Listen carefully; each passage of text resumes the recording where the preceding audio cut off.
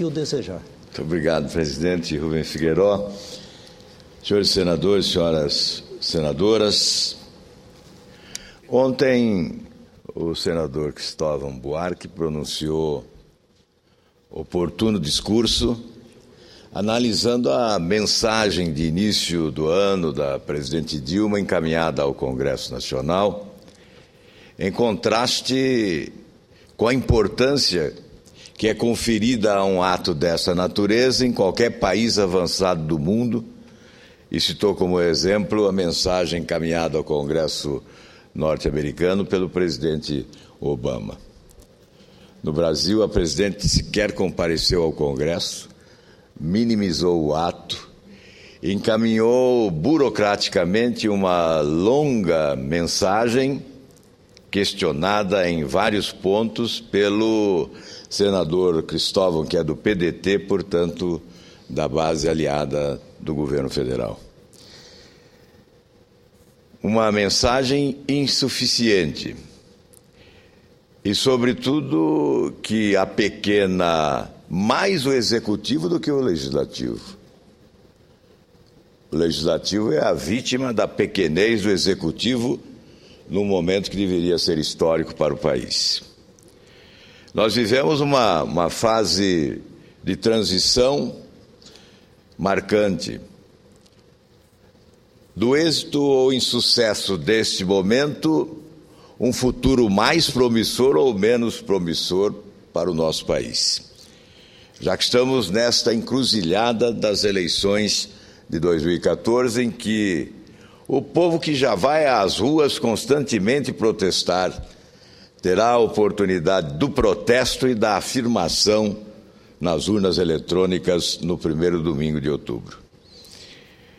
A propósito, senhor presidente, faço também, a exemplo do que fez o senador Cristóvão, uma rápida e sintetizada análise do pronunciamento da presidente da República ao final do ano. Um pronunciamento solene, em cadeia de rádio e televisão para todos os brasileiros. Nesse pronunciamento da presidente Dilma, ao apagar das luzes de 2013, vimos mais uma demonstração de total desconexão com a realidade brasileira. Numa fala pautada pelo ufanismo, certamente marca registrada dos marqueteiros deste governo, a presidente fez um balanço das ações e ignorou solenemente os 5 pactos que ela mesma propôs em resposta às manifestações de rua de junho, criticando duramente a guerra psicológica na economia e prometendo melhoras no padrão de vida dos brasileiros em 2014. O que se verifica é total descompromisso. Não só promessas de campanha são ignoradas, os compromissos assumidos no decorrer do mandato são absolutamente esquecidos. Todos devem se lembrar, em reunião com prefeitos e governadores, a presidente Dilma anunciou em 24 de junho passado: eu trago propostas concretas e disposição política para construirmos pelo menos 5 pactos em favor do Brasil. A presidente tentando responder o grito das ruas. Primeiro, pacto pela responsabilidade fiscal nos governos federal, estaduais e municipais para garantir a estabilidade da economia e o controle da inflação. E esse pacto? O que ocorreu com ele? Para tentar passar a ideia de que o governo tem contas ajustadas, adotou-se a contabilidade criativa, a mágica contábil. Retiram da cartola números que não correspondem à realidade. É uma rotina a tentativa de escamotear a realidade das contas públicas brasileiras.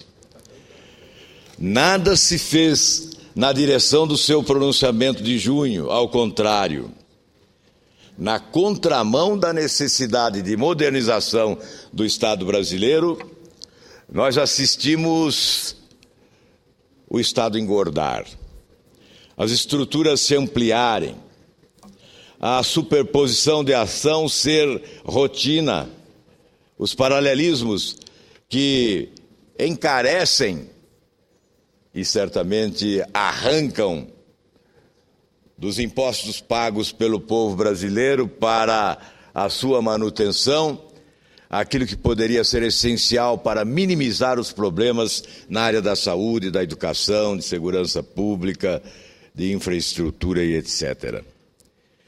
Responsabilidade fiscal, o que vemos é irresponsabilidade. O que estamos assistindo é o desapreço à verdade. Afronta a nossa inteligência com esta absurda tentativa de escamotear a realidade das contas públicas no Brasil, apresentando números falaciosos, na esperança de convencer o nosso povo que o seu dinheiro está sendo aplicado com correção e responsabilidade. O que há irresponsabilidade? Tentativas inúmeras de flexibilizar a lei de responsabilidade fiscal, abrindo portas àquela irresponsabilidade do passado que endividava de forma exorbitante o país. Aliás, é um festival de empréstimos. Não se governa mais sem emprestar. Que se dane o futuro. A visão do governante tem a exata duração do seu mandato. Nada se vê além do final do mandato. Visão estratégica de futuro, isso não existe. O que há é oportunismo, imediatismo, ausência de planejamento e irresponsabilidade. Pacto de responsabilidade fiscal ficou no papel. A promessa foi esquecida. E ao final do ano, nenhuma palavra de prestação de contas sobre o cumprimento desta meta essencial para melhorar a vida do povo brasileiro. Porque política fiscal, ajuste fiscal, responsabilidade fiscal tem a ver com a qualidade de vida do nosso povo.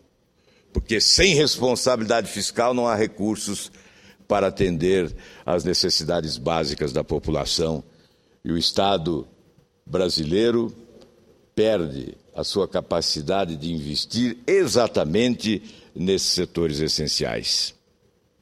Segundo, voltamos às promessas da presidente. Pacto pela reforma política. E o que ocorreu? O Brasil assistiu até surpreso, porque aí houve uma revelação de ausência de assessoria no plano constitucional, na área política. Já se sabe que a assessoria na área administrativa é o caos. Mas nesse momento crucial, depois das manifestações de ruas, o governo se atrapalhou. Anunciou um plebiscito para a definição de uma reforma política que oferecesse ao país um novo modelo compatível com as aspirações da nossa gente. Voltou atrás. Verificou-se que o plebiscito era inviável naquele momento. Aí falou-se em Assembleia Constituinte exclusiva. E, mais uma vez, demonstrou-se absoluto desconhecimento da realidade constitucional brasileira e dos preceitos constitucionais que devemos obediência. Enfim, a reforma política não ocorreu. Não vai ocorrer no ano da eleição. E quem sabe não ocorrerá sob a presidência de Dilma Rousseff, porque teremos eleições em outubro. Pacto pelo transporte público. O que dizer a respeito de transporte público? O que se fez depois das manifestações? E pacto pela educação pública? O que vimos foi, na votação do Plano Nacional da Educação, que tive a primazia de relatar na Comissão de Educação, o que vimos foi retrocesso. Que pacto pela educação pública é esse? Se o governo se recusa a estabelecer com sinceridade metas para serem cumpridas e tenta iludir a opinião pública com um plano meramente manifestação de intenções que ficarão no papel, certamente, e isso só se verificará daqui a 10 anos. Portanto, pacto pela educação, que pacto é esse, presidente Dilma? Mas eu pretendo agora, presidente Rubem Figueiredo, fazer uma rápida abordagem sobre alguns itens do pronunciamento da presidente Dilma do final do ano. Por exemplo, ela afirmou: as dificuldades que enfrentamos aqui dentro e lá fora não foram capazes de interromper o ciclo positivo que vivemos e que tem garantido que a vida dos brasileiros melhore gradativamente a cada ano. Aí nós vamos ver as manchetes dos jornais, na sequência do pronunciamento da presidente Dilma. Banco Central reduz projeção de crescimento da economia do Brasil a 2,5% em 2013. Brasil terá quarto ano seguido de crescimento abaixo da América Latina, prevê CEPAL. Aí nós vamos para uma reportagem com alguém no supermercado. No carrinho do supermercado, o Rodrigo leva hoje apenas o básico, a projeção da Confederação Nacional do Comércio e que os preços aumentem 7,4%. Aí ele diz: o que eu gastava antes, eu estou gastando bem mais agora. Vendo os preços das coisas, é um absurdo e inviável. Ou seja, o Rodrigo quer afirmar que o aumento não foi apenas de 7,4%, que foi muito mais do que 7,4%. E eu tenho aqui, depois posso até ler algum dos números, né? Uma relação da inflação sobre os alimentos no ano de 2013. Tomate, por exemplo, 60%, repolho 58%, açaí 55%, cebola 54%, enfim, há aqui a relação da inflação impactando fortemente na alimentação do povo brasileiro.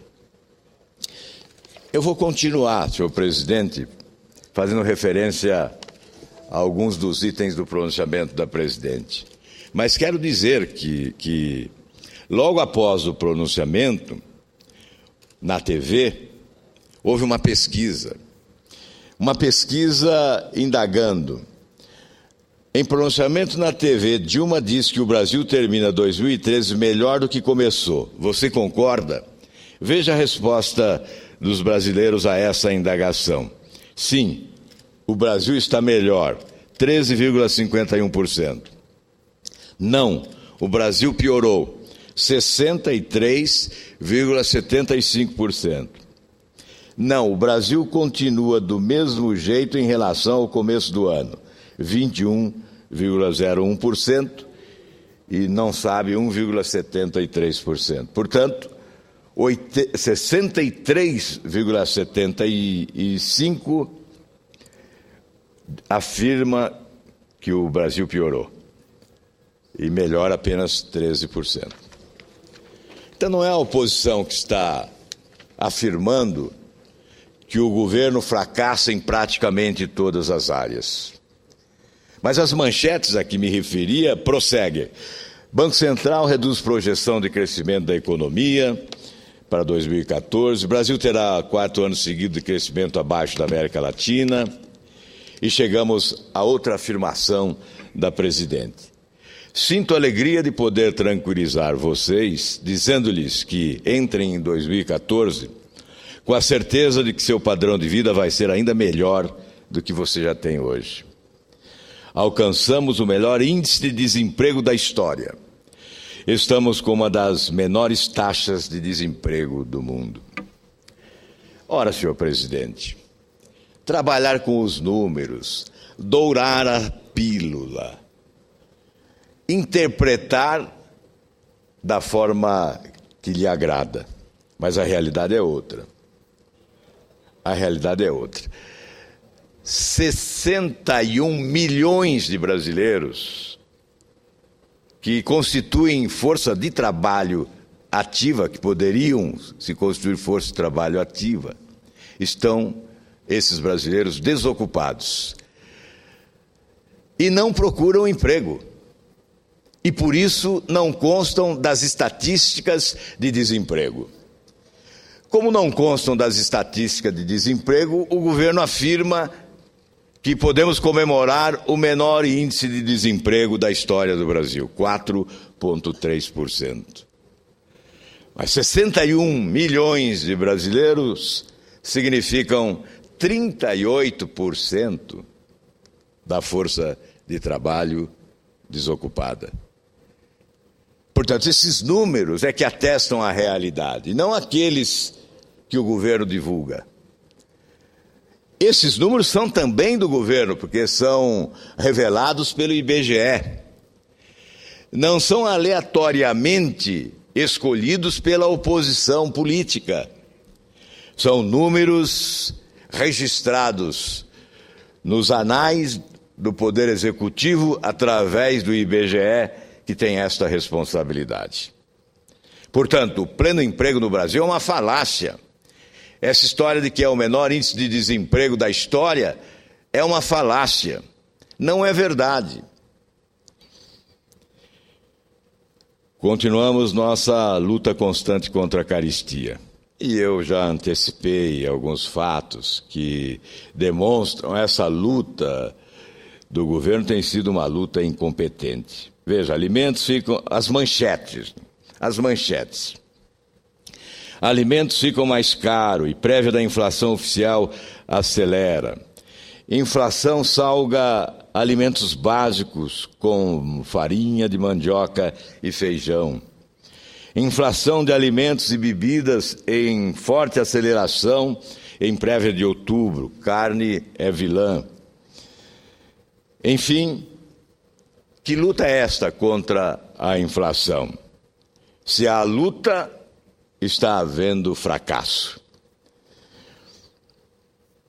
Nisso o governo tem uma ação firme. Atuou nos gastos e garantiu o equilíbrio fiscal. Atuou na redução de impostos e na diminuição da conta de luz.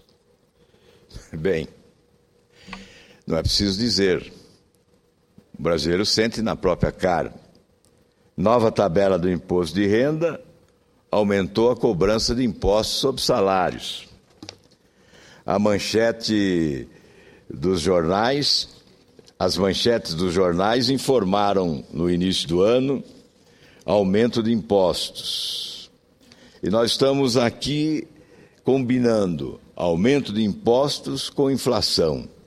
As manchetes sobre o aumento da inflação e o aumento dos impostos. Mas o discurso da presidente em dezembro dizia algo totalmente diferente. Eu não vou repetir as manchetes dos jornais sobre inflação e também sobre o aumento de impostos, para dar um exemplo. O governo eleva para 6,38% IOF nos pagamentos com cartão de débito no exterior. O Brasil cobra muito e devolve pouco. É o último na lista de índice de retorno nos impostos à sociedade entre 30 países com maior tributação. Veja, não é a oposição que está falando. Essa matéria está na Exame, sob o título Brasil, país com pior retorno dos impostos. Portanto, está entre os 30 países com maior tributação e está em último lugar em matéria de retorno dos impostos cobrados, porque os nossos serviços públicos estão deteriorados. Portanto, cobra muito e devolve pouco. Continuamos, a presidente agora, continuamos nossa luta incansável pela construção de um grande futuro para o Brasil, viabilizando a exploração do pré-sal e garantindo a destinação de seus fabulosos recursos para a educação e saúde. Senador Rubem Figueiredo, nós continuamos com essa cantilena. O governo explora, sobretudo quando se aproxima a eleição, o pré-sal, que para o povo brasileiro é algo tão distante. Nas profundezas do mar e talvez para a nossa imaginação, mais distante do que possamos imaginar em matéria de profundezas do mar. E veja o que dizem aqui, como resposta à palavra da presidente, um linguajar bem popular. O Brasil comprou do Brasil uma reserva de petróleo do Brasil para ficar com 40% para o Brasil. Um grande negócio. A presidente fala como se já estivesse acontecendo, que esses recursos os recursos do pré-sal já estivessem no caixa do governo, para a saúde, para a educação. E nós não sabemos quando teremos esses recursos. Quando esses recursos chegarão, e se chegarão, dependemos do cenário internacional. Mas houve esse leilão, essa privatização. Aliás, desta tribuna, eu disse que se tratava da maior privataria da história do Brasil. O PT que condenou, que demonizou a privatização, e que cometeu estelionato eleitoral ao prometer que jamais privatizaria, realizou aqui, nesse leilão do pré-sal, a maior privataria da história do Brasil. Veja o que dizia o presidente na campanha em 2010. Desde já eu afirmo a minha posição. É um crime privatizar a Petrobras ou o pré-sal. A Petrobras realmente não foi privatizada, mas o pré-sal foi privatizado. E veja,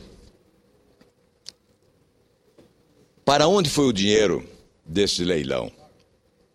O bônus de 16 bilhões não foi para a educação, não foi para a saúde. A presidente, no final do ano, fala em pré-sal para a educação e para a saúde. Mas para onde foi esse dinheiro resultante do leilão do pré-sal? 15 ou 16 bilhões de reais. Foi exatamente para contribuir com o superávit primário. A Globo News dizia que, desde que o Brasil marcou o leilão de Libra, já se falava que aquele dinheiro iria ser usado para cumprir a meta fiscal. O dinheiro que seria usado para fazer creches ou fazer escola e para a saúde, ele foi já pensado para isso, para cumprir a meta fiscal. Portanto, esse compromisso de saúde, de educação, é mais uma mentira do governo. E quando falamos em educação, o contraste gritante é o que gasta o governo do Brasil com estádios de futebol, com obras supostamente na direção da Copa do Mundo deste ano, aqui no Brasil. Foram 28 bilhões, e se nós gastássemos 25 bilhões em escolas, nós colocaríamos nas escolas do Brasil todos os brasileiros que estão fora delas, de 4 a 17 anos de idade. Esta inversão de prioridades não é destacada no discurso de final de ano da presidente Dilma. Ampliamos nossa luta pela melhoria da infraestrutura. E a pesquisa LCA Consultores diz que era de se esperar que o Brasil perdesse para a França, a Alemanha, Estados Unidos, países ricos, mas surpreende ao ficar atrás do Chile, da África do Sul, da Turquia, da China e do México. O Brasil empata com a Colômbia, país com uma economia 5 vezes menor. E a presidente faz também discurso ufanista em relação à luta do seu governo para melhorar a infraestrutura. Continuamos a difícil luta pela melhoria da saúde e da educação. A saúde é um caos. A educação em retrocesso. Diz aqui uma matéria da Globo News, uma reportagem da Globo News. Quando você pega as promessas dela na campanha de 2010, elas estão ainda muito atrasadas. No caso das UPAs, ela tem que fazer 2 vezes o que ela fez no governo inteiro. Isto não é em um ano, no ano eleitoral, 2 vezes o que fez no ano inteiro. No caso das creches, tem que fazer 4 vezes. Tem que fazer 4 vezes neste ano eleitoral o que ela já fez até agora durante o governo. Então é um desafio e tanto. Aliás, o que se viu é que a própria presidente não sabe o quanto fez em matéria de creche. Eu creio que todos devem se lembrar. Ela disse nesse discurso do final do ano, né, que melhorou a qualidade do ensino em todos os níveis e que aumentou o número de creches. Aí nós nos lembramos que em outubro ainda de 2013, cerimônia de inauguração de creche em Belo Horizonte, ela disse o seguinte, vou ler textualmente: tem umas coisas estranhas que eu sempre estou dizendo que é estranha. De repente, meu compromisso é de 6 mil, virou 8 mil. Não sei muito bem onde apareceu os 8 mil. Aí, em abril de 2013, no programa de rádio Café com a Presidenta, ela diz: nós vamos chegar a 8.685 creches. O nosso compromisso era 6 mil, mas é muito possível que seja um número maior que nós vamos entregar creches. Aí, em setembro de 2013, encontro na Organização das Nações Unidas, o Mercadante, agora ministro da Casa Civil, diz: por isso que estamos construindo 9 mil creches. Então veja que os números são díspares. Em determinado momento 6 mil, depois 8 mil, ainda 8.600, depois 9 mil. E nós não sabemos quantas creches foram construídas de verdade. Porque este é o governo da fantasia, esse é o governo da produção cinematográfica, dos efeitos especiais, propaganda maravilhosa. Continuamos nosso esforço gigantesco para oferecer moradia para os pobres e para a classe média. E o Minha Casa Minha Vida transformou-se no mais exitoso programa desse gênero no mundo. Mas nós verificamos no dia a dia os incríveis problemas do programa Minha Casa Minha Vida. As residências são construídas, imediatamente há vazamentos, problemas com rachaduras, infiltrações, não há esgoto sanitário, a chuva invade e alaga as residências. Nas proximidades não se encontra creche, não se encontra escola, não se encontra o posto de saúde. Muitas vezes são casas construídas a muitos quilômetros de distância desses benefícios. Eu visitei em Londrina, a minha cidade, um conjunto desses, e as senhoras perguntavam: o que eu vou fazer? Não posso pagar mais a prestação? Vão tomar a minha casa? Essa era a indagação reiterada. Mas por que você não consegue pagar mais? É porque antes eu trabalhava, ajudava. Agora, como não tem creche, eu não tenho onde colocar o meu filho, eu sou obrigado a ficar em casa para cuidar do meu filho.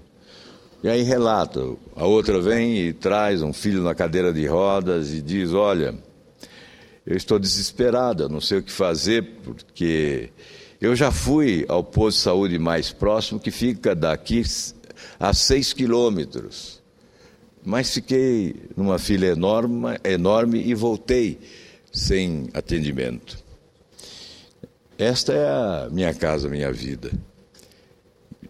Evidentemente que é um programa importante, um programa que nós defendemos, é um programa que queremos seja mantido e seja aprimorado. Mas é preciso fazer esse balanço. Em relação à saúde, está aqui, o sistema de saúde brasileiro fica em último lugar em ranking mundial. Esses lugares que significam uma grande vergonha para o governo brasileiro, nós estamos ostentando em várias áreas. Se nós falarmos em portos, nós estamos em penúltimo lugar entre os 20 maiores países exportadores. Mas nem por isso o governo brasileiro deixa de inaugurar um porto moderno em Cuba, repassando mais de 600 milhões de dólares. Isto é uma cifra para dizer alguma coisa, porque nós não sabemos quanto o Brasil emprestou a Cuba. Eu não sei, o senador Rubem Figueiredo não sabe, os brasileiros não sabem, porque são empréstimos secretos, sigilosos. E ontem apresentei aqui um projeto de lei que tem por objetivo impedir o governo de conceder empréstimos sigilosos a outros países. Então, nós estamos em penúltimo lugar em matéria de portos, mas o governo brasileiro constrói porto em Cuba. Não aplicou 1/3 do que aplicou em Cuba para modernizar os portos brasileiros. Isso é incompreensível. Não há como aceitar isso passivamente, sem reagir, sem protestar. Aqui estão as manchetes dos jornais que dizem respeito às dificuldades do governo de se entender em relação a números, nesse caso das creches. Outro ponto do pronunciamento da presidente: defendemos uma reforma política que amplie os canais de participação popular e dá maior legitimidade à representação política. Já fiz referência há pouco às lambanças do governo em relação a esse tema.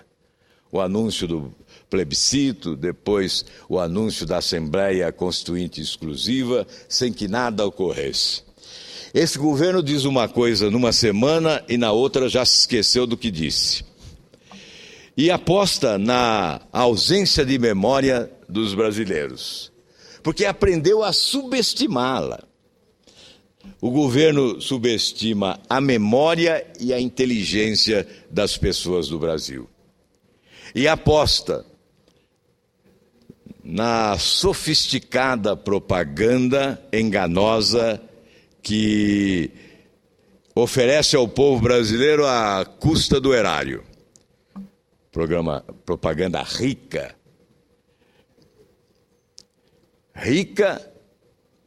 e mentirosa. Então, defendemos uma reforma política que amplie canais de participação popular. Ora, nós estamos sob a égide de um presidencialismo quase que imperial.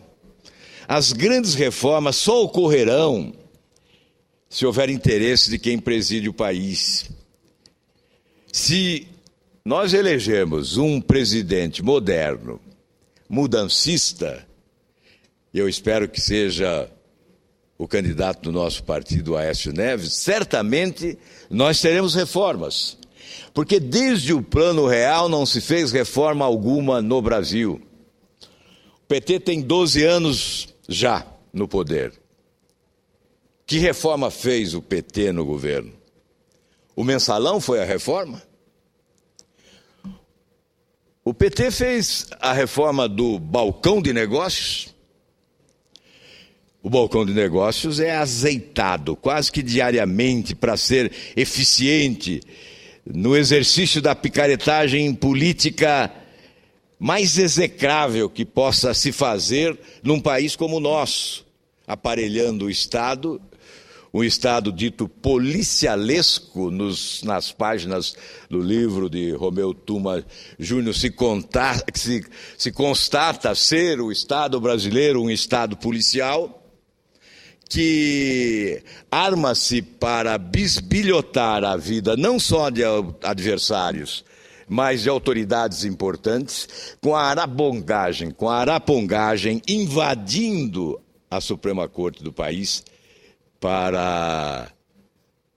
agredindo a Constituição, ferir um dos direitos sagrados à privacidade, e nós concluímos que se um ministro do Supremo Tribunal Federal está sujeito à arapongagem oficial de um governo autoritário, imaginem os brasileiros que trabalham nesse país. Que reforma política é essa? O governo não fez reforma alguma. Reforma tributária não faz. Não faz porque teme perder receita num primeiro momento. Então revela o seu oportunismo, imediatismo, falta de visão estratégica de futuro, porque se tivesse, faria reforma, já que com a reforma tributária, a roda da economia giraria com mais força, impulsionando o crescimento econômico. O governo arrecadaria mais. Os setores produtivos pagariam menos impostos, investiriam mais, produziriam mais. A arrecadação, portanto, seria superior. Mas o governo não tem essa visão estratégica de futuro e não faz a reforma. Já que a concentração dos recursos oriundos dos tributos pagos pelo povo é brutal. É uma desigualdade numérica incrível.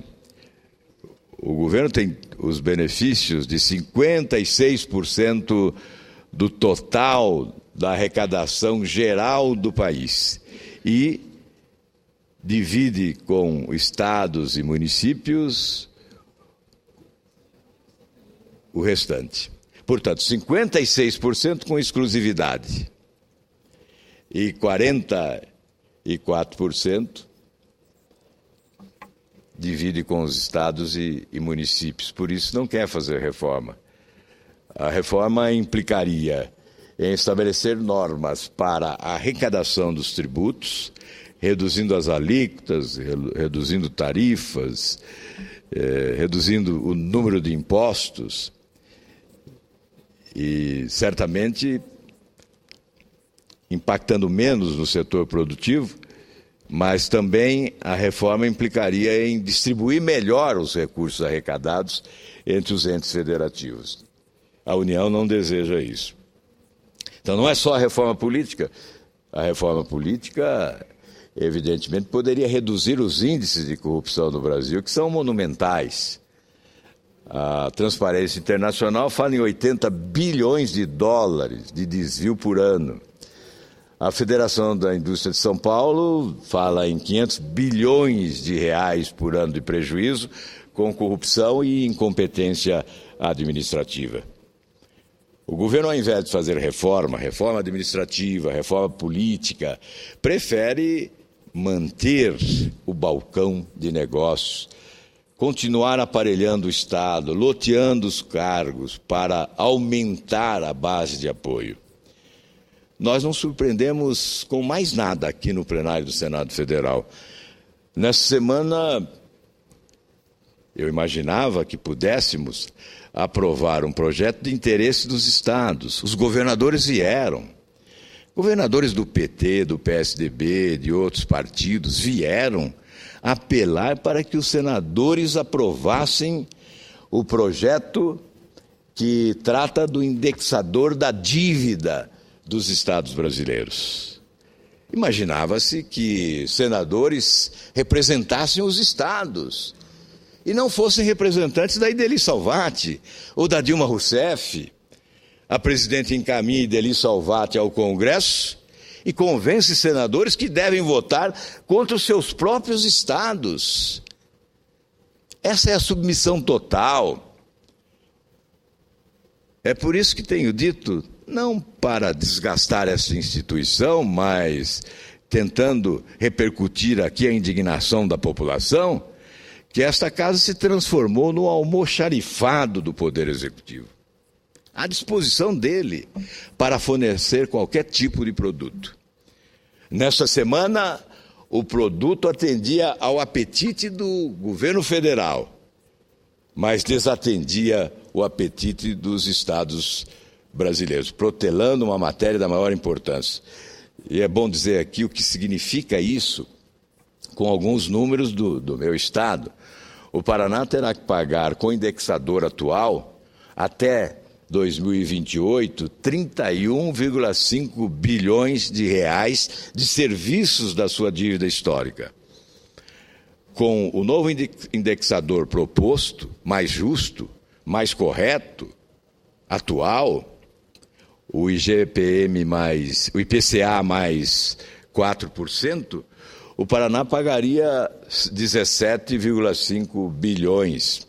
Portanto, uma economia de 14 bilhões de reais. Recursos que seriam investidos em educação, saúde, infraestrutura, para melhorar a qualidade de vida da população do nosso estado. Mas o governo que havia prometido recuou. O governo que prometeu não cumpriu. Aliás, a desonra maior desse governo é não cumprir nada do que assume com o povo brasileiro. Não cumpriu, recuou, afirmou que as circunstâncias são outras. Se no final do ano passado era possível, em fevereiro deste ano já não é mais possível. O governo alega que as circunstâncias são outras, que as dificuldades são maiores. Ora diz que estamos num paraíso com a sua propaganda fantástica. E ora diz que estamos em dificuldades. O governo não se entende. O governo não respeita. Portanto, senadores votaram mais uma vez com o governo. Rastejar diante do Poder Executivo para ofender a origem, a razão do mandato? Somos porta-vozes de quem? Do nosso Estado, dos nossos eleitores?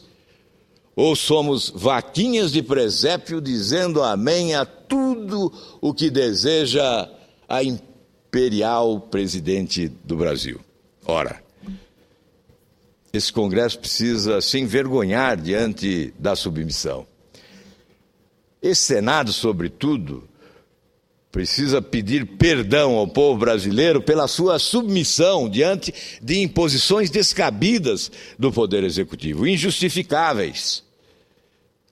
Que reforma? O governo não faz reforma. A presidente não deveria falar em reforma. E o que é pior, diz aqui no discurso do final do ano, não abrimos mão em nenhum momento de apoiar o combate à corrupção.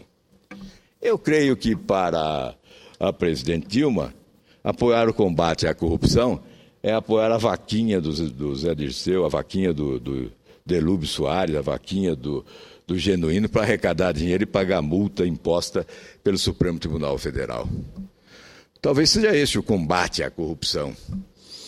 Porque nós não vimos combate à corrupção. O que se tentou ardilosamente foi embutir no inconsciente coletivo que a presidente era a faxineira, que estava limpando, ou seja, estava admitindo ter recebido o governo de alguém que o sujou, que colocou a sujeira debaixo do tapete. E que agora não, agora é diferente, estamos com a vassoura na mão, fazendo a limpeza. E eu sei que setores da imprensa até aceitaram essa ideia e a propalaram, a difundiram. A presidente era a faxineira. E nós que estávamos aqui bem perto do Palácio do Planalto, sabíamos. Ela era cúmplice, leniente, complacente com a corrupção.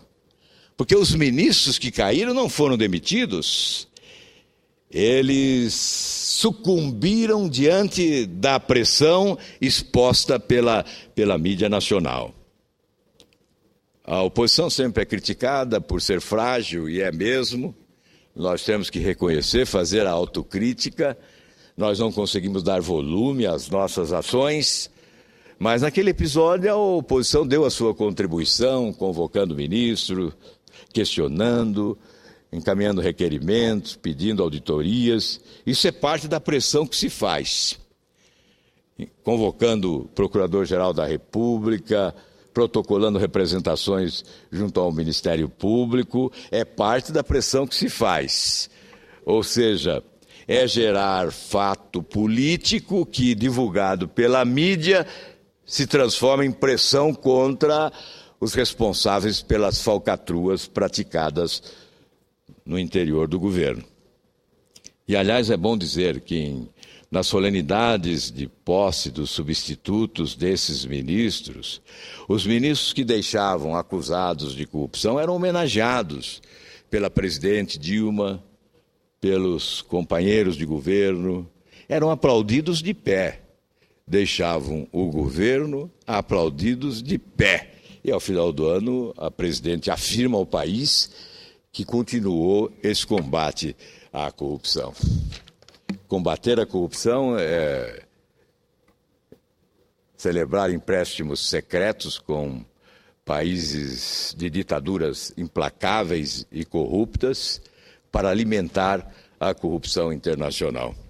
Além da corrupção no Brasil, nosso governo tem se servido a alimentar a corrupção internacional, com empréstimos não explicados, com empréstimos não divulgados, com obras superfaturadas, com obras sem licitação no exterior, com empresas de fachadas constituídas para transferência de recursos, ocultação de valores no exterior. Enfim, é a realidade que nós estamos vivendo, mas a presidente, ignorando esta realidade, afirma que continuou o combate à corrupção. Aí diz a presidente, mais adiante, assim como não existe um sistema econômico perfeito, dificilmente vai existir em qualquer época um país com economia perfeita. A guerra psicológica pode inibir investimentos e retardar iniciativas.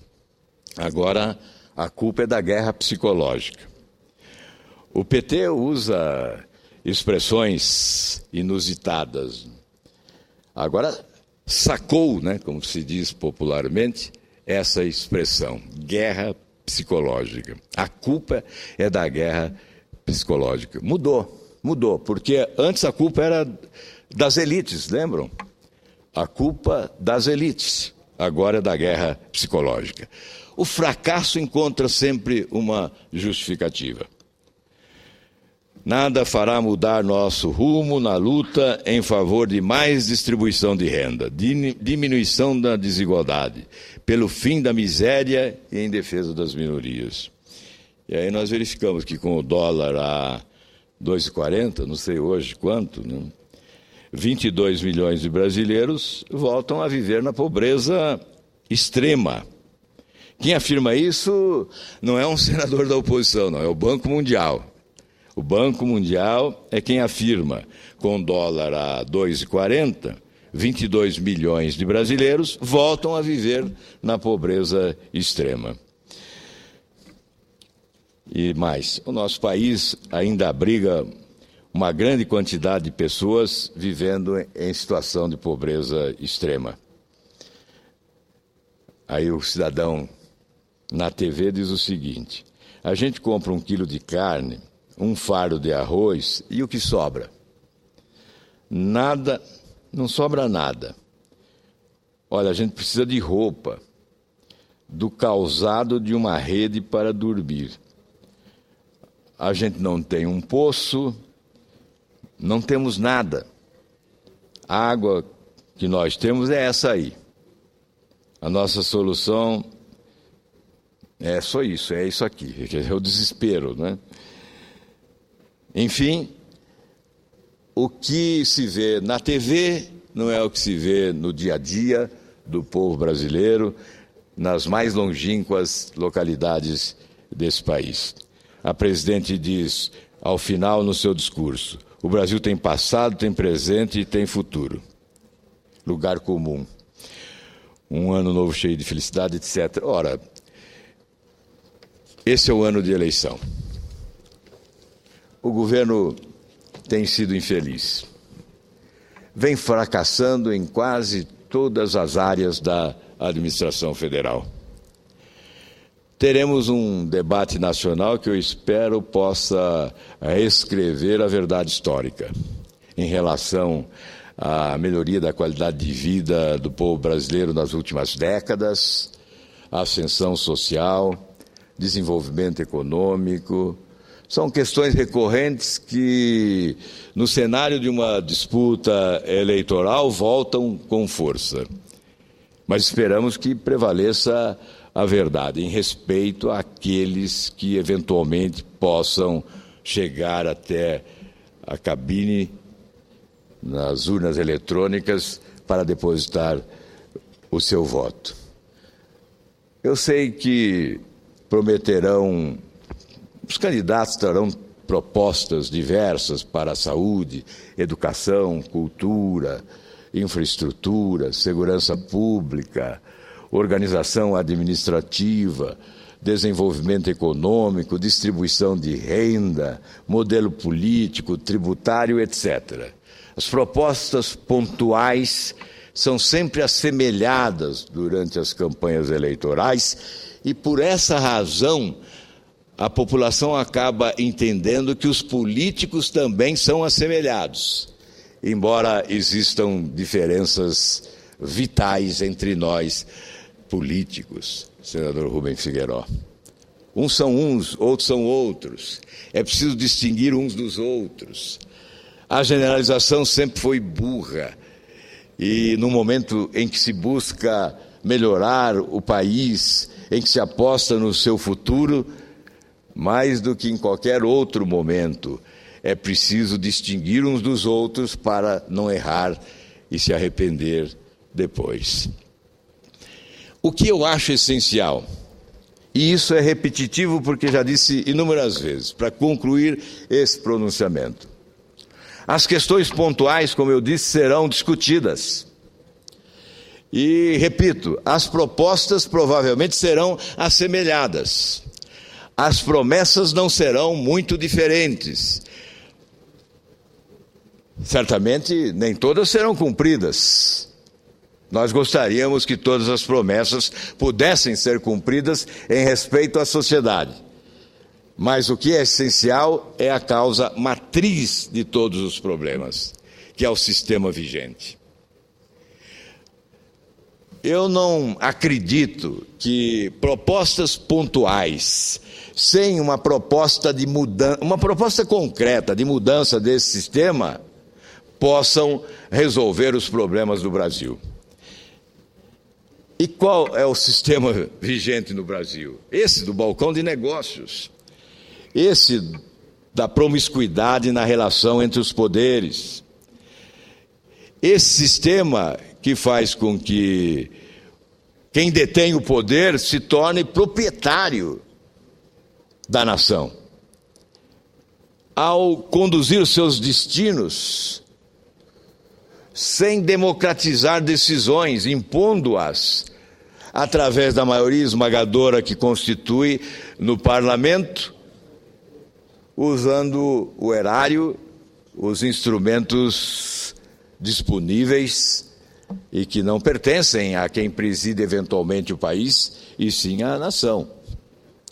Eu me refiro a esse loteamento, ao aparelhamento, à distribuição dos cargos, que além de esvaziar, de enfraquecer, de debilitar, de fragilizar a capacidade de investir produtivamente do poder público brasileiro, puxa para baixo a qualidade da gestão. Porque os quadros qualificados tecnicamente dão lugar a quadros políticos nem sempre qualificados para o exercício da administração pública. Esses ministros são os mais competentes. Infeliz do Brasil se não tivesse ministros mais competentes do que os atuais. Me perdoem, não queremos subestimar ninguém, mas esse não é um ministério que atenda à grandeza do Brasil. Porque como é composto o ministério? Os partidos políticos indicam. Nem sempre o mais habilidoso no seio do partido, o mais agradável aos seus companheiros, aquele que sabe passar a mão na cabeça todo dia de todos eles e acaba se tornando o preferido, porque mais amigo talvez, nem sempre esse é o mais qualificado para ocupar uma função de relevância para o país, um ministério importante. Mas é assim que se compõe ministério no Brasil. Quem preside o país nem sempre conhece o ministro que nomeia, porque recebe a indicação e aceita passivamente. Afirmam que esse sistema do balcão de negócios, do aparelhamento, que faz a máquina engordar, são aí 40 ministérios, né? Evidente, falam em 39, mas existe o Ministério da Propaganda, que é o maior de todos e que não é considerado oficialmente um ministério. Isso não existe. Nenhum país pode ser governado com 40 ministérios. Se torna ingovernável, né? Então, não é um governo, é um desgoverno, exatamente porque essa máquina cresceu, gasta tudo o que arrecada, não sobra dinheiro e a competência está comprometida. A gestão é um fracasso total. É composto desta forma. Um governo numeroso, muita gente e sem a qualificação necessária para o desempenho das funções. Portanto, sem assumir o compromisso de que a causa matriz será extirpada, que nós não teremos mais esse modelo promíscuo, alegam que é em nome da governabilidade, que é impossível governar o país sem esse sistema. Como se governabilidade, eu já disse aqui várias vezes, tivesse que rimar com promiscuidade. Na verdade, é uma ofensa ao Brasil, é uma ofensa ao povo brasileiro. É uma ofensa ao Congresso. O Congresso talvez mereça, mas o povo brasileiro não. É uma ofensa porque é possível governar assim. Eu não me conformo com essa afirmativa de que é impossível governar o país sem um balcão de negócios. Eu entendo ser possível sim, com autoridade, respeito ao Congresso e, sobretudo, à sociedade, com medidas de impacto que conquistem o apoio popular. O Congresso não rema contra a correnteza do apoio popular. Se o governante obtém o apoio popular, terá o apoio do Congresso. Portanto, é uma mentira que seja impossível governar sem essa promiscuidade, sem a picaretagem política, sem o toma lá da cá, sem essa barganha permanente e desonesta. É possível, sim, com competência evidente, com autoridade.